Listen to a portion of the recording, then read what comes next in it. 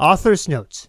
This is a special review of Mortal Kombat 2021 with special thanks to Ghostoftime1, based on Mortal Kombat by Ed Boon and John Tobias, directed by Simon McWad, published by Warner Bros., New Line Cinema, Atomic Monster Productions, and Broken Road Productions. Originally available on HBO Max on April 23rd, 2021. Starring Louis Tan, Jessica McNamee, Josh Lawson, Tadanobu Asano, Mecha Brooks, Ludi Lin, Chin Han, Max Wan, Cece Stringer, Matilda Kimber, Laura Brent, Danielle Nelson, Nathan Jones, Mel Jarson, Joe Taslim, and Hiroyuki Sanada as Hanzo Hasashi aka Scorpion. Rated R. Please note, some scenes may not be suitable for anyone under 18. Also note, there will be spoilers. Get over here! Remember back in the 90s when Mortal Kombat was under scrutiny? Oh yeah! All because of its use of violence and gore. Back then, some people thought gaming should be just a kid's toy. Even when the ESRB was born from it. To think, I actually wanted my game to be M-rated. Well, that was an unexpected take on Mortal Kombat. I know, you're telling me? After the abysmal mess of Scorpion's Revenge, I had very low expectations for this new movie. Imagine my surprise when I discovered that it's better than I expected. Not great, per se, but definitely enjoyable. At least it wasn't a mess like, Mortal Kombat Annihilation. Anyway, would you like to fill us in on this story's plot? Oh god, Annihilation. Even I'm willing to admit that Scorpion's Revenge is better than that piece of But I digress. The new Mortal Kombat begins with yet another retelling of the death of Hanzo Hasashi and his family. This time, however, it's made abundantly clear that it's not Quan Chi behind the slaughter. In fact, you can forget about Quan Chi entirely. He ain't in this film. Anyway, the sole survivor of the massacre is a baby. The baby is found by Lord Raiden and is taken into parts unknown. Fast forward many centuries, and we meet our protagonist, Cole Young, a washed-up MMA fighter who was born with a mysterious dragon mark on his chest. I am no longer Beyond. I am Sub-Zero.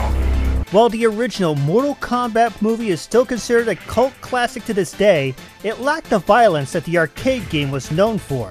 But this movie, boy, is it gory or what? There is no arguing with that. This movie has blood and gore in spades.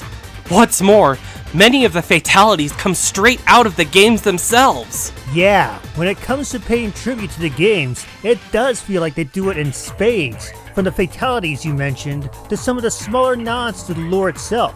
I love it when movies pull this stunt. Isn't it satisfying? Yeah, these motherfuckers work. I'll tell you this much, I was not expecting to see Reiko or Nitara in this one. Inaccurate as they were, it was still cool to see the 3D era get some love. And while it was great to see these characters in action, it does bring up a problem with me and this film. Some of these characters do feel a bit underused, like Nitara and especially the big guy Goro. Not as bad as that film, but it's still noticeable. Oh yeah, that's a complaint that I had in Scorpion's Revenge. Many iconic fighters were killed off, effectively halting any potential for development. That said, if we do get a sequel, I theorize that at least Bihan will return in the form of Noob Saibot. We didn't win 9 straight tournaments by following the rules. That being said, I actually have two favorite characters of the movie. Kano, the trash-talking Black Dragon thug, and Liu Kang, the iconic Shaolin monk who helped out Cole while he was healing up. I was admittedly skeptical when I saw Kano in the trailer, but thankfully, he's still the dime a dozen backstabbing scumbag we all love to hate. Well, minus the cybernetic eye. I also say the same thing about Liu Kang when he was made a secondary character to newcomer Cole Young, but at the same time, I actually hope he does get a bigger role in the sequel. Maybe have him face down either Shang Tsung or Shao Kahn. And it wasn't just Mortal Kombat that caused a lot of controversy. Doom, Night Trap, Grand Theft Auto, the list goes on. And some bastards like Jack Thompson wanted gaming to be watered down and sugared up. Some things never change.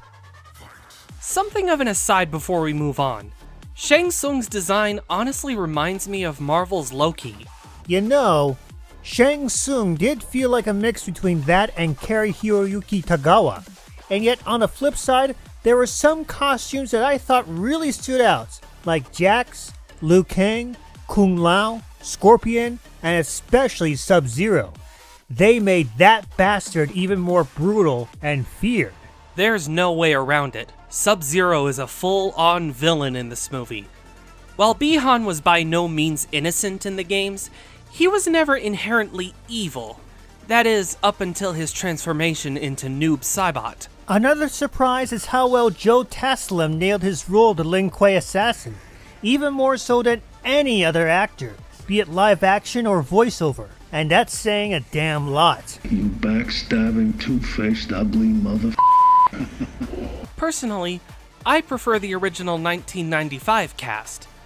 It's true that some characters like Scorpion and Sub-Zero had less significant roles back then, but they still made one hell of an impact. Plus, the 2021 Raiden doesn't even come close to having the charm of Christopher Lambert's portrayal. And not only that, I was a bit shocked that they included a new main character into the group, Cole Young. He felt a bit out of place even compared to the iconic cast of the series, and not to mention he was declared the chosen one in this movie. I can't say that I'm a fan of Cole. As protagonists go, he's about as generic as you can get. And the awakening of his so-called Arcana? Cliché city right there. You talk so much. That being said, if Warner Bros. Does release a sequel, I'd like to see them expand on the existing characters, push some fan favorites into the spotlight, evolve Cole's characterization to something far better, maybe even have Liu Kang and Shang Tsung fight each other. What about you? Basically everything you just said. But apart from that, I'd like to see WWE's The Miz take up the role of Johnny Cage. I read some articles that state that he really wants the role. Oh, and no appearance from Devora. Devora sucks. Even more so than Sue Hao? Actually, yes, believe it or not.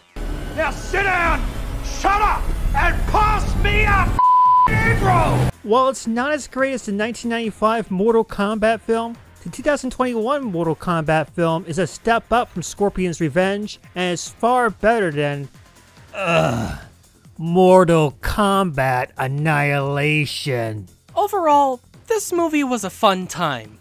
Sure, it's nothing groundbreaking or mind-blowing. Hell, as Mortal Kombat adaptations go, it's actually pretty awful. And yet, somehow, I still like it.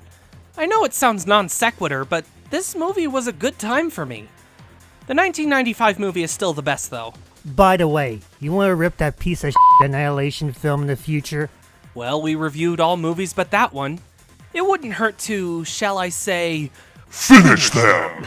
Do you think the discussion over video game violence will ever come to an end? I doubt it. No matter how many rulings there will always be a discussion over video game violence.